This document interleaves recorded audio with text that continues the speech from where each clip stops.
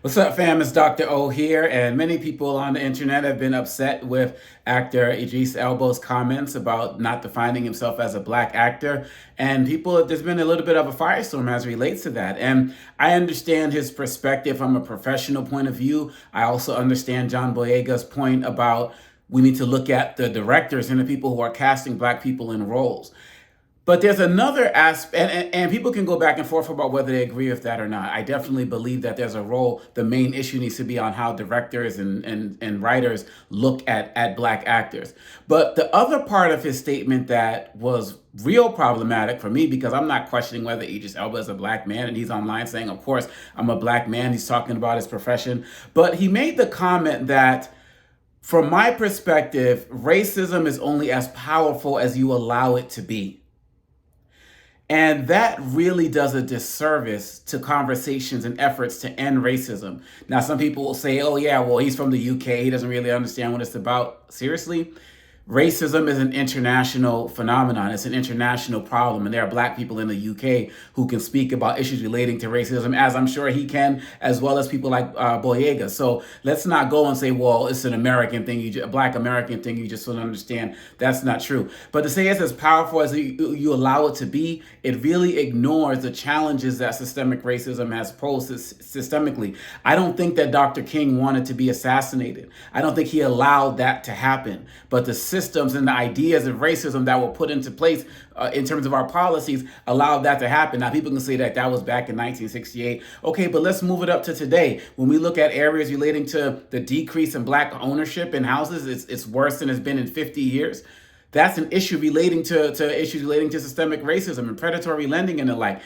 Are black people just not interested in getting homes? Of course not. But we have to talk about issues relating to access to credit and access to loans and things relating to that. And we can take it further. We can talk about our educational system. Look at what's happening with our history not being taught and people removing it from the schools when we already weren't getting enough of it as it is.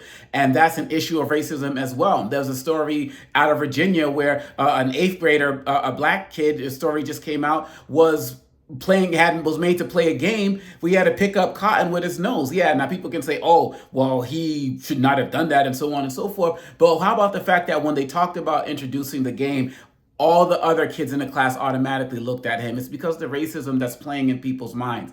Now, of course, I believe in a no excuse mentality. I believe that you have to get up and fight every day to fight for to get what you want in life. There's no doubt about it. And of course, Black Americans have made incredible strides, but that's despite the racism. That's, with the racism in our faces. When you look at what's happening with racists and white supremacists who are joining the police force so that they can better target our communities, and we're seeing an increase in unarmed shootings of black people, do you think that some of these black motorists who are pulled over in traffic stops or who are pulled over and obeying the law like a Philando Castile and the like are allowing themselves to be killed?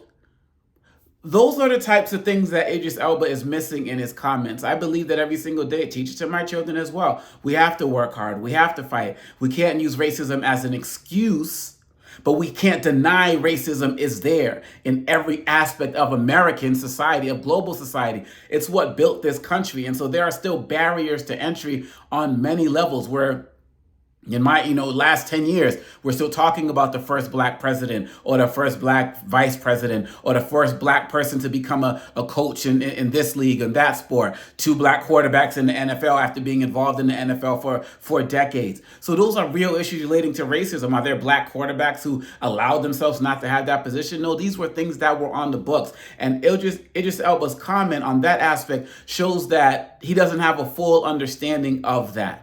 I believe that we cannot let racism destroy our lives and dominate our lives in terms of how it affects us mentally, but we have to acknowledge that it has affected us mentally as we work to overcome it and fight it every single day, because systemic racism is still real. People's futures are still being determined by their zip codes, right? And so when we look at it from that aspect, we have to understand, look at hate crimes. The number one group of hate crimes targets is still black people. And this was before Trump got into office, and it's still the case now. And there are black people who are losing their lives every day. to racism. They're not allowing that to happen. They don't have a choice about whether they're going to get shot walking into this place or that place, or whether they're going to be targets of other types of racism, or whether they're going to be denied opportunities in their workspaces, which will primarily come down to issues relating to skin color, regardless of their degrees and regardless of their accomplishments. So when he says that comment, there's this mentality that comes off in my eyes that, well, if you just work hard enough, racism's not going to matter. Don't allow it to bother you. And that just doesn't get it, Idris. We have to be honest and fight every single day for what we want in this life. We have to acknowledge what's been called the permanence of racism, because it is real and it's not going anywhere. And we have to do the work to fight to overcome it and achieve the greatness. When I think about somebody like LeBron James and all that he's accomplished on and off the court, one of the reasons he's been able to do that is because of the racism that has been fought in sports by people like Bill Russell and Muhammad Ali and Kareem Abdul-Jabbar and Jim Brown and so many others, and Althea Gibson and so many others. If they didn't have to fight that racism, they probably would have been able to do so much of what LeBron's doing right now. Michael Jordan just made a $10 million contribution for his 60th birthday to the Make-A-Wish Foundation because the racism that was fought allowed him to be able to get into positions that he has. So we have to, at the end of the day, be honest about racism. We can't let it define us, but we have to keep defying it every day. The theme for Black History Month this year is resistance and resilience, and we have to resist it in every way, shape, and form. And people who are allies out there, you need to get out there and turn yourself from allies to partners, meaning you understand that you are in this fight because you realize that it's beneficial for you too. I talk about many of these things in my upcoming book, Lies About Black People, How to Combat Racist Stereotypes and Why It Matters.